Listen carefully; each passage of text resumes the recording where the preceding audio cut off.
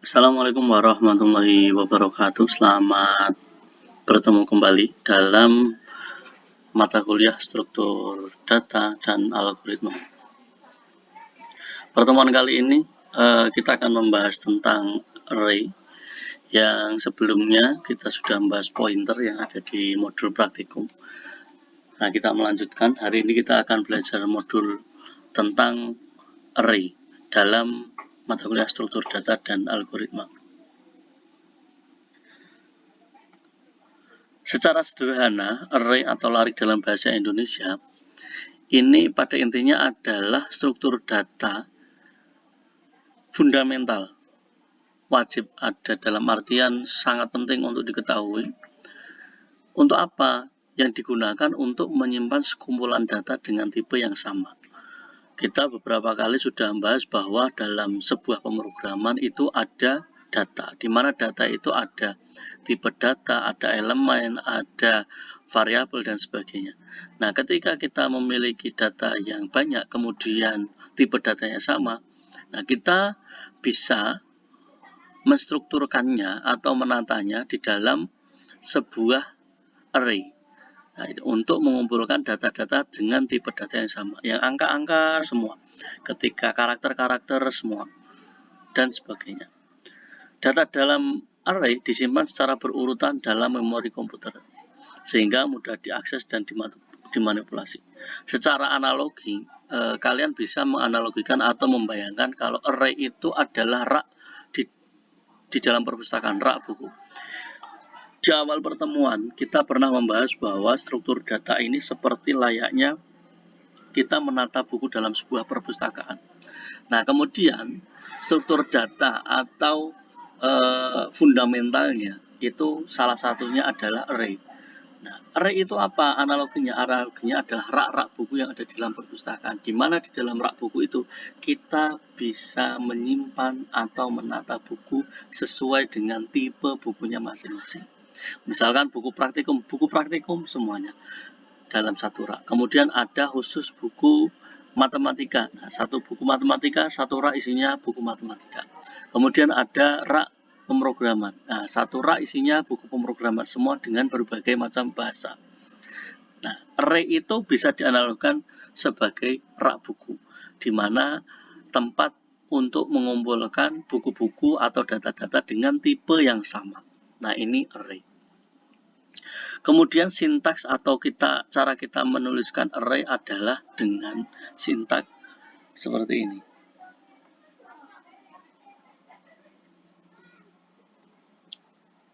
Kita tuliskan tipe datanya dulu, kemudian spasi, kemudian nama variabel datanya. Misalkan kita akan membuat ini tipe datanya integer, berarti angka, kemudian nama variabelnya atau nama datanya adalah usia. Nah, kemudian di dalamnya ini adalah jumlah elemen dalam variabel nama. Variabel nama ini. Contohnya ini 5. Maka artinya adalah kita memiliki data usia dengan variabel integer atau angka, variabel data sebanyak 5 data. 1, 2, 3, 4, 5. Karena dalam pemrograman, angka pertama itu bukan angka 1 tapi angka 0. Jadi 0, 1, 2, 3, 4. Ini ada 5 data. Nah, ini 1 rak. Nah, ini analogi yang bisa dengan mudah kita cerna untuk memahami array. Kemudian karakteristik array. Karakteristik array itu yang pasti tipe datanya. Setiap elemen dalam array harus memiliki tipe data yang sama. Tidak boleh di dalam array itu mengumpulkan data yang berbagai macam tipe data. Misalkan ada data integer, kemudian ada data string, kemudian ada data float. Itu tidak bisa dijadikan array. Karena array pada dasarnya adalah mengumpulkan data dengan tipe data yang sama.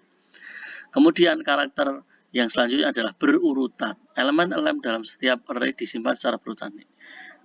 elemen ke-0 atau elemen ke-1, elemen ke-2, elemen ke-3, elemen ke-4, elemen ke-5. Elemen ke-1 atau urutan 0 ini, urutan ke-1, nomornya 0. Ini pasti datanya ya sesuai dengan kotaknya. Kemudian elemen dari data nomor 1 ini pasti isinya sama, sesuai. Jadi tidak acak-acakan. Maka dalam array, karakteristik atau ciri-cirinya, elemen-elemen dalam array ini disimpan secara berurutan. Kemudian berindeks atau indeks. Setiap elemen dalam array memiliki indeks unik yang digunakan untuk mengaksesnya.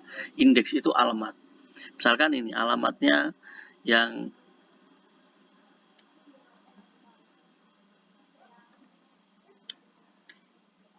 data pertama ini alamatnya adalah 0. Data kedua alamatnya adalah 1. Data kedua alamatnya 2. Data ketiga alamatnya 2. Data keempat alamatnya 3. Data ke-5 alamatnya 4. Nah, alamat-alamat ini digunakan untuk memudahkan dalam kita ketika mau mengakses data tersebut. Kemudian ukuran. Ukuran array harus ditentukan sebelum array dibuat dan tidak dapat diubah setelahnya. Maksudnya ukuran ya jumlah elemen ini ukurannya ada berapa digit dan sebagainya. Sehingga ketika memasukkan lebih dari ukuran tidak bisa. Selanjutnya, kenapa perlu menggunakan array? Apa keuntungannya?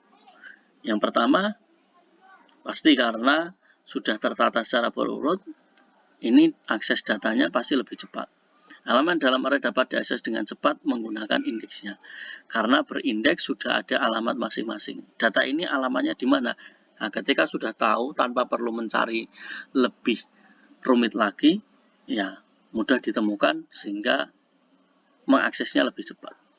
Kemudian penyimpanan data yang efisien. Array menyimpan data secara berurutan dalam array sehingga menghemat ruang. Yaitu karena tertata maka penyimpanannya lebih efisien, tidak berantakan.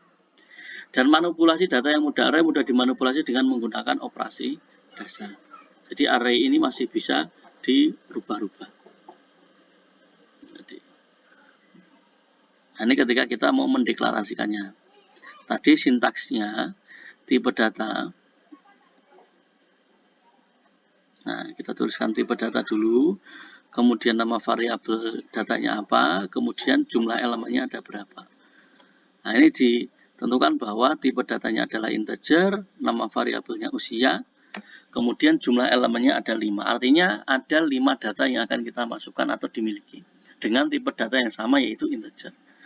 Kemudian datanya dimasukkan nih, datanya ada apa saja. Data pertama adalah angka 10, selanjutnya angka 3, angka 8, angka 5, angka 6. Nah, ini.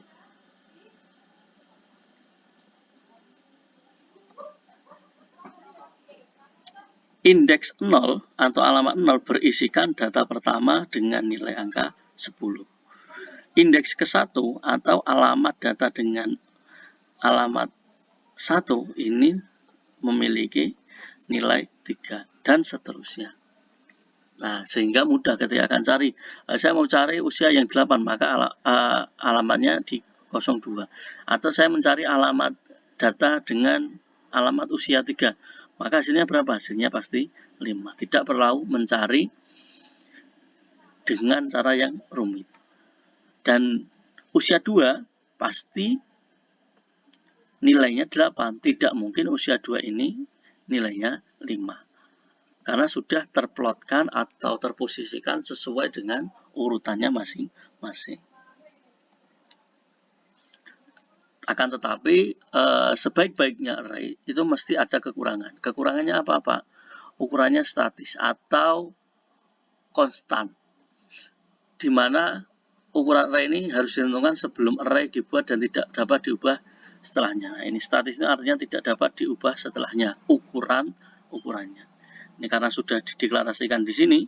Nah, ini usia indeks 0 ini dengan alamat usia 0 ini ya nilainya 10. Kita nggak bisa rubah lagi. Nggak bisa berubah-ubah. Kemudian boros memori ketika tidak terisi penuh.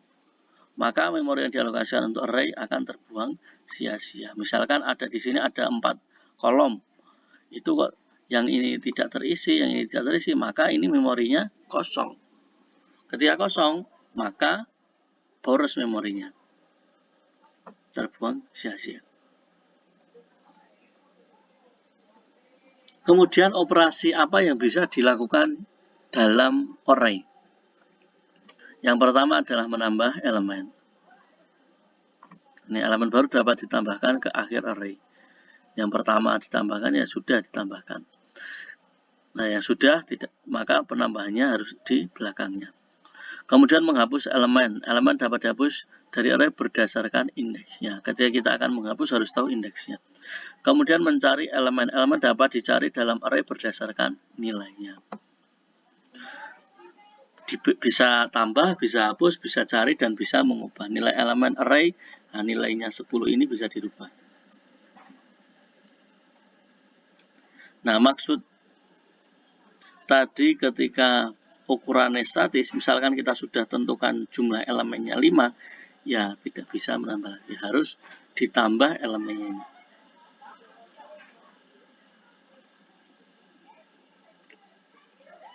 Tapi kalau nilai di dalam elemen, ini 10, 3, dan sebagainya, ini masih bisa dirubah. Nah, kemudian ada 2 jenis array sementara ini. Array yang pertama adalah array 1 dimensi.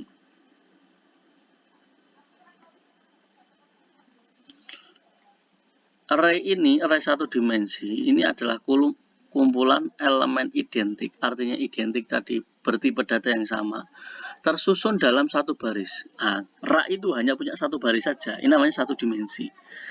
Elemen-elemen tersebut memiliki tipe data yang sama, tetapi isi dari elemen tersebut boleh berbeda. Nah, misalkan ya isi elemen itu ya ini 10, 3, 8, tapi semuanya ini tipe datanya sama, integer. Potongan kode ini membuat array sebanyak 5 elemen dengan nilai default 0.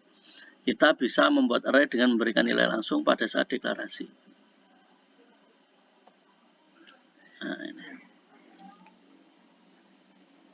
tidak terlihat. Nah, ini. Untuk mengaksesnya dengan memanggil indeksnya. Misalnya ini usia 4, ini indeksnya. Maka akan menampilkan elemen kelima yaitu 6. Ketika memberi nilai langsung pada indeks array dengan cara usia 4 diisi 9, maka isi elemen array kelima, ini yang ini, akan berisi 29 atau bisa juga disimpan ke dalam variabel A, usia 4. Variabel A berisi nilai array indeks ke-4. Ini 1 dimensi. Pada intinya, array 1 dimensi hanya memiliki 1 baris. Berbeda dengan jenis yang kedua, yaitu array 2 dimensi. Array 2 dimensi, ini kumpulan array 1 dimensi terdiri dari baris dan kolom. Misal A23, kolomnya itu bisa banyak. Misalkan kita akan membuat variabel A dengan 2 baris dan 3 kolom. Nah, maka terbentuk array dengan 2 kali 3 atau 6 elemen. 2 baris dan 3 kolom. Sintaks atau kodenya seperti apa? Tipe data, kemudian nama variabel, jumlah elemennya berapa, kemudian jumlah elemen kolom. Jumlah elemen barisnya ada berapa, kemudian jumlah elemen kolom. Misalkan integer, tipe datanya ini integer, kemudian nama variabelnya usia, barisnya berapa, kita buat berapa baris? 2. Kolomnya berapa? 3. Barisnya 1, 2, kolomnya 1, 2, 3. Nah, sehingga terbentuk ini. Nah, jadi kalau array 2 dimensi ini indeksnya menjadi lebih banyak. Nah, ini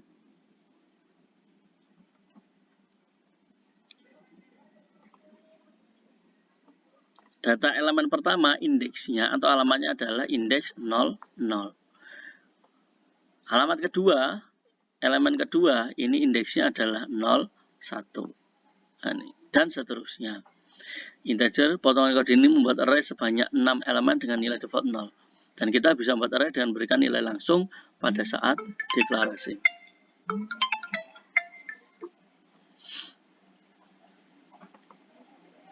Contoh, kita akan membuat nilai array 2 dimensi untuk usia. Maka kita perlu menuliskan tipe datanya integer, kemudian nama variabelnya usia. Nah, kita akan membentuk 2 baris dan 3 kolom. Maka penulisannya seperti ini. 2 baris, 3 kolom. Kemudian kita isi. Baris pertama, elemen datanya nilainya berapa? 1, 2, 3. Baris kedua, nilai datanya berapa?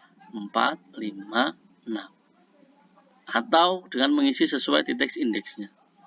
Misalkan seperti ini. Indeks usia 00, isi datanya adalah 1. Usia indeks usia 01, nilainya 2 dan seterusnya.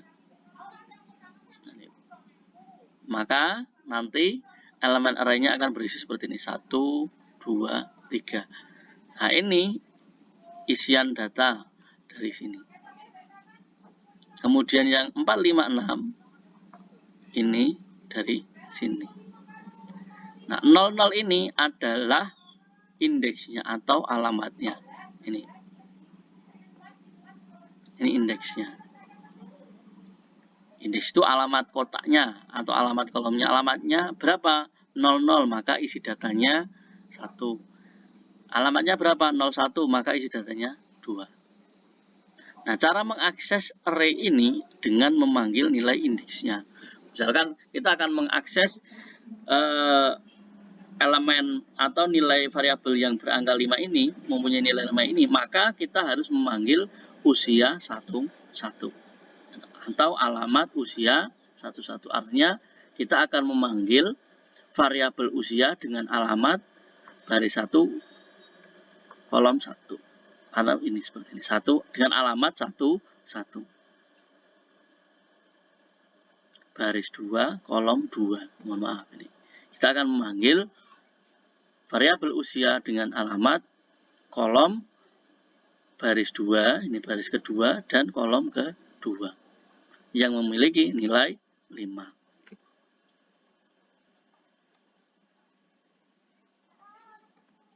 Nah, setelah ini ada tugas, tapi sebelum itu kita akan berikan contoh praktekan melalui compiler online.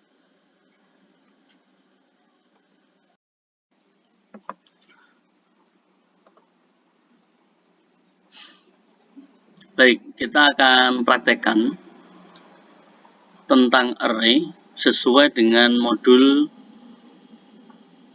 yang kita miliki bersama. Teman-teman yang belum tahu, silahkan modul ini bisa kalian akses di Edlink masing-masing di kelas algoritma dan struktur data. Bapak sudah upload sekitar 3 minggu yang lalu. Nah, ini ada contoh program seperti ini. Nanti kalian tinggal ikuti saja. Nah, diketik plug atau sama persis dengan contoh program ini. Kemudian untuk menampilkan ini atau kita tahu hasil output programnya, ini istilahnya nanti di-compile. Kode ini dimasukkan ke compiler, kemudian di-compile. Nah, setelah ini kita akan praktekkan. Ini ada contoh program 8, kemudian, nah ini berarti ini adalah hasil array 1 dimensi. Kemudian ada contoh program 9. Nah, ini ada contoh programnya, nanti kalian tuliskan saja sesuai ini yang ada di modul, kemudian dipraktekkan. Nah, nanti akan muncul hasil seperti ini. Pastikan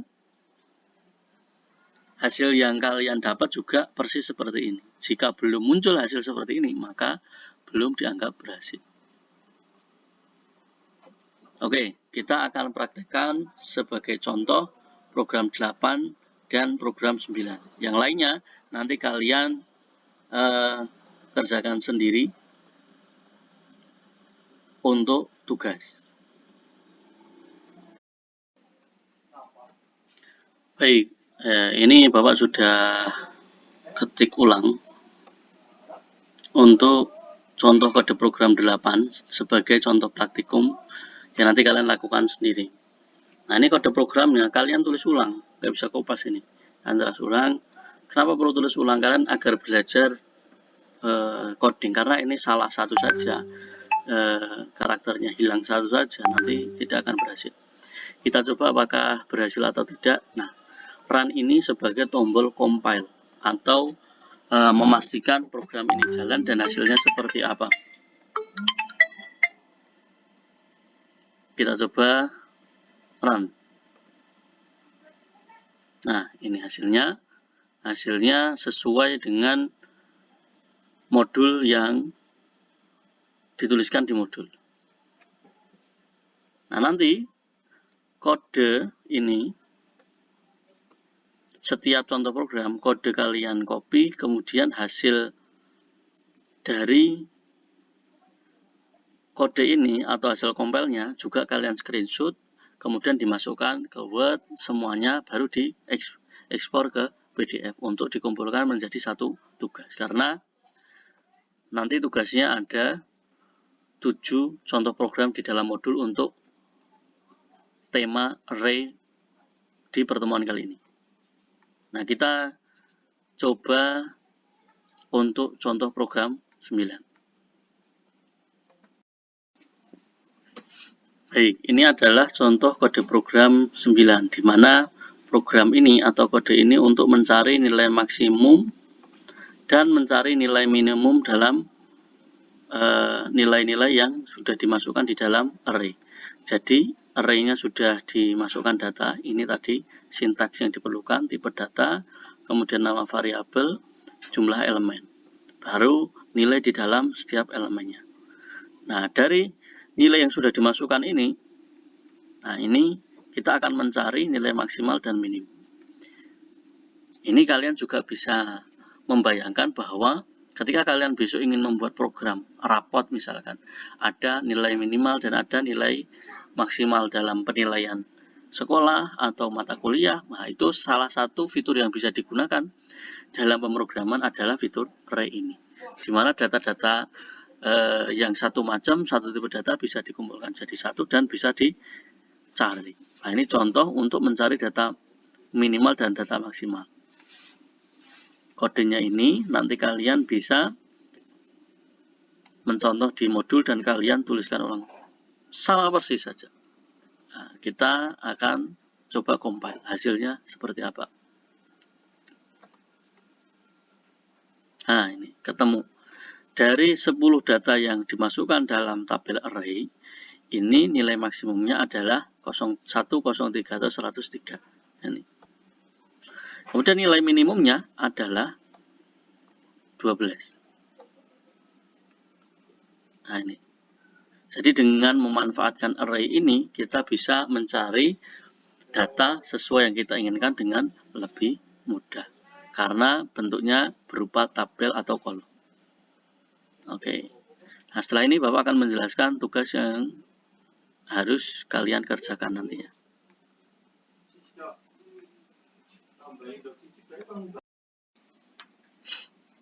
Untuk tugas, silahkan teman-teman nanti bisa membuka modul praktikum yang sudah ada di Edlink.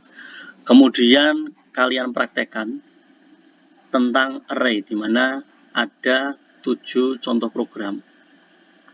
Nah, ini ada mulai dari program 8 sampai program 14, halamannya sudah ada di sini, sudah Bapak sertakan. Silakan kalian praktekkan dengan compiler yang kalian miliki. Boleh pakai NetBeans atau boleh pakai compiler online.